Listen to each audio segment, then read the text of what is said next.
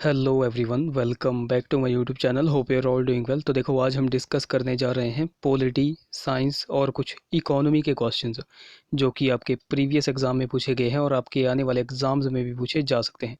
सो इन questions को हम detail में डिस्कस करेंगे। देखो, आपको सिंपली क्या करना है, आपको खुद को चेक करना है कि आपके इन क्वेश्चंस में से कितने क्वेश्चन सही होंगे व कितने गलत होंगे। बाकी लास्ट में आप अपना स्कोर भी नीचे कमेंट किया करो। तो वीडियो को शुरू करने से पहले वीडियो को लाइक ज़रूर करें। अगर आप पहली बार हमारे चैनल पर विजिट कर रहे हो तो ज़रूर से हमारे चैनल लेट्स प्रिपेयर को सब्सक्राइब करें, साथ में बेल आइकन को ज़रूर दबाएं। तो चलिए वीडियो को शुरू करते हैं।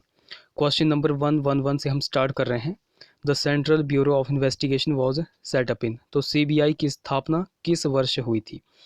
तो देखो, सीबीआई की पहले तो आपको फुल फॉर्म यहाँ पर पता होनी चाहिए। सीबीआई की फुल फॉर्म होती है central central bureau of investigation. Central bureau of investigation, okay. इसकी आपको पहले तो फुल फॉर्म पता होनी चाहिए। अब देखो, सीबीआई की स्थापना कब हुई थी? तो सीबीआई की स्थापना हुई थी 1 अप्रैल 1 अप्रैल 1963। यानी कि यहाँ पर ऑप्शन बी करेक्ट हो जाएगा। क्वेश्चन नंबर 111 का ऑप्शन बी यहाँ पर करेक्ट हो जाएगा। सीबीआई की स्थापना हुई थी 1963 में, ओके। बाकी ये जो सीबीआई यहाँ पर लिखा गया है, सेंट्रल ब्यूरो ऑफ इन्वेस्टिगेशन, अगर इसका हिंदी में, अगर आपको हिंदी मीनिंग पता होगा तो इसको हिंदी में कहते हैं केंद्रीय अन्वेषण ब्यूरो, ओके। बाकी करंट का आपको पता होना चाहिए। Current director general of CBI कौन है? तो वो है ऋषि कुमार शुक्ला। ऋषि कुमार शुक्ला जो है तो current director general of CBI है, ओके। अगले क्वेश्चन की बात करें, क्वेश्चन नंबर हमारा 112 है। A knew all India service can be created by. तो नई अखिल भारतीय सेवा का सृजन किया जाता है। देखो, अखिल भारतीय सेवा आप कह सकते हो, आईएएस कह सकते हो, आईपीएस कह सकते हो, फिर उसके बाद आईएफएस कह सकते हो। तो ये जो है तो अखिल भारतीय सेवाएं हैं, ओके। तो देखो, यहाँ पर क्वेश्चन पूछा गया है, नई अखिल भारतीय सेवा का सृजन किया जा सकता है, तो किसके माध्यम से किया जा सकता है? तो देखो, इस क्वेश्चन का राइट ऑप्शन क्या होगा? इस क्वेश्चन का राइट ऑप्शन हो जाएगा ऑप्शन नंबर डी, संविधि यानी कि कानून के द्वारा। अब गाइस, पहले मैं आपको बता दूं कि ये जो मैं आपको आंसर्स यहाँ पर बता रहा हूँ, ये ऑफिशियल आंसर की से मैच करके बता रहा हूँ। अब देखो, यहाँ पर मैंने ऑप्शन डी यहाँ पर करेक्ट किया, बट यहाँ पर जो पढ़ने वाले स्टूडेंट्स होंगे वो कहेंगे कि सर यहाँ पर तो ऑप्शन सी करेक्ट होना चाहिए। बट देखो, यहाँ पर ऑप्शन सी यहाँ पर करेक्ट नहीं होगा। अब वो मैं आपको बताता हूँ। देखो, आर्टिकल 312 क्या कहता है, ये आपको पहले तो पता होना चाहिए। देखो, संविधान का जो आर्टिकल 312 है उसके अनुसार राज्यसभा यदि यदि राज्यसभा उपस्थित और मत देने वाले सदस्यों में से कम 2/3 कम से कम 2/3 सदस्य अगर जो है तो नई अखिल भारतीय सेवा का सृजन करने के लिए सहमत हो जाते हैं, तो राष्ट्रीय हित में संसद, कौन? संसद। राष्ट्रीय हित में संसद विधि द्वारा, किस द्वारा? विधि द्वारा, यानी कि कानून द्वारा। ये आपको नोट रखना है, ओके। विधि द्वारा या फिर कानून द्वारा अखिल अखिल भारतीय सेवा का सृजन कर सकती है। देखो, मैं आपको फिर से यहाँ पर रिपीट कर रहा हूँ इस क्वेश्चन को, आप ध्यान से सुनिएगा। देखो, संविधान के आर्टिकल 312 के अनुसार यदि राज्यसभा उपस्थित और मत देने वाले सदस्यों में से कम 2/3 सदस्य अगर सहमत हो जाएं कि नई अखिल भारतीय सेवा का सृजन होना चाहिए, तो राष्ट्रीय हित में संसद, कौन? संसद विधि द्वारा कानून अखिल भारतीय सेवा का सृजन कर सकती है। सो आई थिंक आपको ये पॉइंट अब नोट हो गया होगा कि यहाँ पर ऑप्शन डी ही करेक्ट होगा। देखो, यहाँ से एक घुमाकर क्वेश्चन पूछा जाता है कि नई अखिल भारतीय सेवा के सृजन के लिए शक्ति किसके पास होती है? देखो, फिर से क्वेश्चन को एक बार मैं रिपीट कर रहा हूँ। नई अखिल भारतीय सेवा के सृजन के लिए शक्ति किसके पास होती है? तो वहाँ पर फिर राइट ऑप्शन हो जाएगा ऑप्शन ऑप्शन यहाँ पर राइट आंसर होगा संसद। संसद फिर आपको नोट रखना है, मैंने आपको बता दिया है। संसद जो है तो विधि द्वारा या फिर कानून द्वारा अखिल भारतीय सेवा का सृजन करती है। कौन करती है? संसद, ओके। तो देखो, ये कुछ पॉइंट्स थे, इनको आपको बिल्कुल अच्छी तरह नोट रखना है। क्वेश्चन नंबर 113 की बात करें, which of the following is a quasi judicial authority. So निम्न में से कौन सी अर्ध न्यायिक प्राधिकार है? सो यहाँ पर कौन सा है? सो 113 का ऑप्शन डी यहाँ पर करेक्ट हो जाएगा, एडमिनिस्ट्रेटिव ट्रिब्यूनल, यानी कि प्रशासनिक न्यायाधिकरण। प्रशासनिक न्यायाधिकरण जो है तो एक अर्ध न्यायिक न्यायिक प्राधिकार है, ओके। ऑप्शन डी यहाँ पर करेक्ट होगा। अगले क्वेश्चन की बात करें, क्वेश्चन नंबर हमारा 114 है। Which one of the following items comes under the concurrent list of Indian constitution. So निम्न में से कौन सी मद भारतीय संविधान की समवर्ती सूची में आती है। तो देखो यहाँ पर पूछा गया है समवर्ती सूची में आती है। तो सबसे पहले तो आपको अनुसूचियों का पता होना चाहिए, अनुसूचियों का आपको बिल्कुल पता होना चाहिए।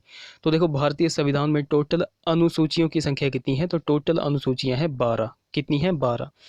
उन 12 में जो 7वें नंबर पर 7वीं जो अनुसूची है, इन 12 में जो 7वीं अनुसूची है, तो 7वीं अनुसूची में जो है तो केंद्र और राज्य के बीच शक्तियों का बंटवारा किया गया है।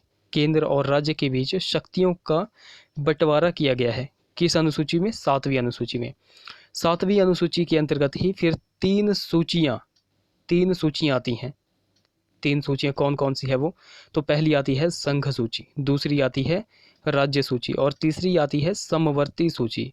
समवर्ती सूची, हम यहाँ पर क्वेश्चन किसको डिस्कस कर रहे हैं? समवर्ती सूची का यहाँ पर हम क्वेश्चन को डिस्कस कर रहे हैं। तो देखो संघ सूची की अगर बात करें, इसमें 100 विषय आते हैं, राज्य सूची में 61 विषय, समवर्ती सूची में 52 विषय। देखो ये सारे के सारे पॉइंट्स आपको नोट रखने हैं, ये हर बार एग्जाम में पूछे जाते हैं। ओके, सो अब यहाँ पर देखो क्वेश्चन को बिल्कुल डीपली पढ़ना है। निम्न में से कौन सी मद भारतीय संविधान की समवर्ती सूची में आती है? यानी कि देखो समवर्ती सूची में कौन सा जो है तो अधिकार यहाँ पर आता है, तो यहाँ पर ऑप्शन बी यहाँ पर करेक्ट होगा, ट्रेड यूनियन, ऑप्शन बी, यानी कि श्रमिक संघ जो है तो समवर्ती सूची में आता है। ऑप्शन यहाँ पर बी करेक्ट होगा। ओके, सो इस वाले पॉइंट को भी आपको नोट रखना है। क्वेश्चन नंबर 115 की बात करें, who among the following was the first speaker of the Lok Sabha. So निम्न में से कौन लोकसभा के प्रथम अध्यक्ष थे? सो आप अब आई थिंक आप सभी को ये क्वेश्चन का जो है तो आंसर आप पता होगा कि लोकसभा के प्रथम अध्यक्ष कौन थे। तो ऑब्वियस ही बात है जीवी मावलंकर, ऑप्शन यहाँ पर बी करेक्ट होगा। बहुत ज़्यादा मोस्ट इंपॉर्टेंट क्वेश्चन है, मोस्ट इंपॉर्टेंट क्वेश्चन है, ये हर बार एग्जाम में पूछा जाता है। अगले क्वेश्चन की बात करें, question number 116, which one of the following prime ministers did not had a minority government. So निम्न में से किस प्रधानमंत्री ने अल्पमत सरकार की अगुवाई नहीं की है? सो कौन था ये? मोरारजी देसाई की सरकार ने। ऑप्शन यहाँ पर डी यहाँ पर करेक्ट हो जाएगा, मोरारजी देसाई। 117 क्वेश्चन की बात करें, Lokayukta submit his report to the. तो लोकायुक्त अपना विवरण या फिर रिपोर्ट किसको प्रस्तुत करते हैं? तो ये राज्य के राज्यपाल को प्रस्तुत करते हैं। ऑप्शन सी करेक्ट होगा, गवर्नर ऑफ द स्टेट को यह अपनी जो है तो रिपोर्ट सबमिट करते हैं। ऑप्शन सी यहाँ पर करेक्ट होगा। क्वेश्चन नंबर 118 की बात करें, द रोलिंग प्लान। देखो ये रोलिंग प्लान बहुत बार एग्जाम में पूछा जाता है। The rolling plan concept in national planning was introduce by. So राष्ट्रीय योजना में रोलिंग प्लान प्रस्तुत करवाया गया था, तो किस जो है तो किस पार्टी ने इसको प्रस्तुत करवाया था, यहाँ पर ये आपसे पूछा गया। तो देखो इस क्वेश्चन का आंसर देने से पहले आपको कुछ पता होना चाहिए। तो सबसे पहले आपको पता होना चाहिए 5th ईयर प्लान।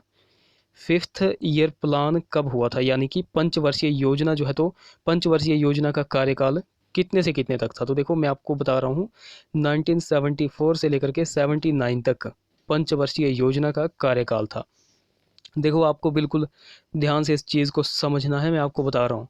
देखो 1974 से 79 तक जो है तो पंचवर्षीय योजना का कार्यकाल था। उस समय जो है तो सरकार कौन थी? तो कांग्रेस की सरकार थी। बट बीच में ही जो है तो सरकार बदल गई, 1978 में ही सरकार बदल गई। कब? 1978 में पहली बार जो है तो गैर कांग्रेसी सरकार यानी कि बीजेपी की सरकार जो है तो आ गई थी। कब? 1978 में।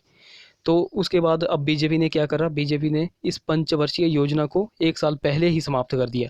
ये जो पंचवर्षीय योजना 1979 में समाप्त होनी थी, अब बीजेपी ने इसको जो है तो 1978 में ही समाप्त कर दिया। ओके, 1978 में।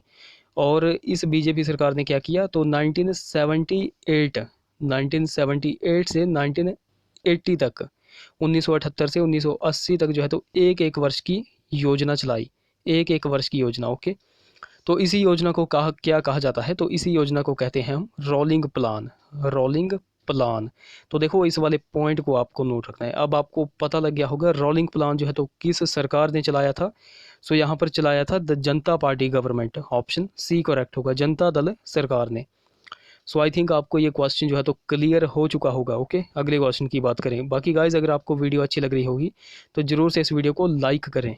क्वेश्चन नंबर 119 की बात करें, Which one of the following continents account for the maximum share in export from India?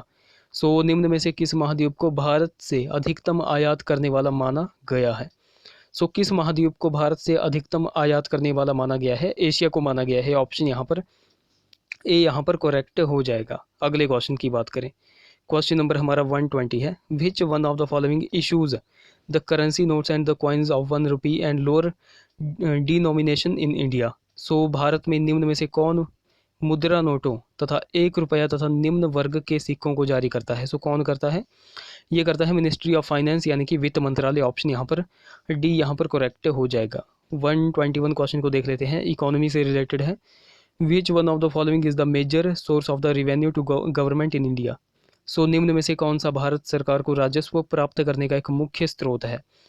सो यहाँ पर कौन सा जो है तो भारत सरकार को राजस्व प्राप्त करने का एक मुख्य स्रोत है? तो यह है जनरल सेल्स टैक्स यानी कि सामान्य बिक्री कर। ऑप्शन सी यहाँ पर करेक्ट हो जाएगा। चलो आगे आगे जो है तो कुछ और क्वेश्चंस को डिस्कस कर लेते हैं। तो 101 क्वेश्चन है हमारा, which metal has the maximum use as a pure metal. So यहाँ पर देखो हम साइंस के क्वेश्चन को डिस्कस कर रहे हैं। सो आपको बताना है कौन सी धातु महत्तम रूप से शुद्ध स्वरूप में प्रयुक्त होती है। तो देखो ये एल्यूमिनियम है। ऑप्शन डी यहाँ पर करेक्ट होगा। क्वेश्चन नंबर 102 की बात करें, an acid used in lead storage batteries is. So lead storage बैटरियों में प्रयुक्त एसिड कौन सा होता है? सो देखो कौन सा होता है, ये होता है सल्फ्यूरिक एसिड। ऑप्शन डी यहाँ पर करेक्ट होगा। देखो ये आपको बिल्कुल ऐसे ही नोट रखने हैं क्वेश्चंस, इनका जो है तो मैं डीपली डिस्कस नहीं करूँगा, बाकी ये डीपली डिस्कस करने लायक भी नहीं है। हर बार ऐसे ही जो है तो उठाकर ये क्वेश्चंस पूछ लिए जाते हैं, तो आपको ये बिल्कुल नोट रखने हैं। क्वेश्चन नंबर 103 की बात करें, the gas generally used in electric lamps to enhance their efficiencies. विद्युत बल्बों में उनकी क्षमता बढ़ाने के लिए कौन सी गैस प्रयुक्त होती है? सो देखो कौन सी गैस यहाँ पर प्रयुक्त होती है, ये होती है आर्गन। आर्गन जो है तो विद्युत बल्बों में उसकी क्षमता को बढ़ाने के लिए प्रयुक्त गैस होती है। ओके, अगले क्वेश्चन की बात करें, question number 104। Monazite is a source of. Monazite एक स्रोत है, तो देखो ये किसका स्रोत है? ये है एक थोरियम का स्रोत है। ऑप्शन बी यहाँ पर करेक्ट होगा। 105 क्वेश्चन की बात करें, the metal that is extracted from sea water is. समुद्र जल से पृथक किए जाने वाली धातु कौन सी है? सो देखो कौन सी है, ये है मैग्नीशियम। ऑप्शन यहाँ पर सी करेक्ट होगा। अगले क्वेश्चन की बात करें, ये rayon is also called. Rayon को यह भी कहा जाता है, तो देखो रेयॉन को आर्टिफिशियल सिल्क कहा जाता है, कृत्रिम रेशम कहा जाता है। ऑप्शन सी करेक्ट होगा। 107 क्वेश्चन की बात करें, rate of photosynthesis is minimum in. प्रकाश संश्लेषण की दर न्यूनतम होती है, तो देखो कहाँ पर न्यूनतम होती है, ये होती है ग्रीन लाइट में, हरे प्रकाश में। ऑप्शन सी करेक्ट होगा। अगले क्वेश्चन की बात करें, water Bloom is generally caused by. तो जल प्रस्फुटन का सामान्य कारण क्या है? तो देखो ये सामान्य कारण है ब्लू ग्रीन एल्जे यानी कि नील हरित शैवाल। ऑप्शन सी यहाँ पर करेक्ट हो जाएगा। क्वेश्चन नंबर 109 की बात करें, bile juice is produced by. So पित्त रस का निर्माण देखो कहाँ पर होता है? पित्त रस का निर्माण होता है लीवर में, यानी कि यकृत द्वारा जो है तो पित्त रस का निर्माण किया जाता है। क्वेश्चन नंबर 110 की बात करें, the glucose level in the blood is controlled by. So रक्त में ग्लूकोज स्तर का नियंत्रण होता है। सो ये नियंत्रण होता है इंसुलिन के द्वारा। ऑप्शन यहाँ पर बी करेक्ट होगा, इंसुलिन के द्वारा। तो देखो गाइज ये थे हमारे कुछ पॉलिटी साइंस और इकोनॉमी के क्वेश्चंस। आई होप वीडियो आपको इन्फॉर्मेटिव लगी होगी। अगर वीडियो अच्छी लगी होगी तो जरूर से इस वीडियो को लाइक करें, शेयर करें, चैनल को सब्सक्राइब करें, साथ में बेल आइकन को जरूर दबाएं। और अपडेटेड वीडियोस के लिए आप हमारे चैनल लेट्स प्रिपेयर को सब्सक्राइब कर सकते हो, साथ में बेल आइकन को भी जरूर दबाएं। तो चलिए मिलते हैं अब अगली वीडियो में। Till then take care.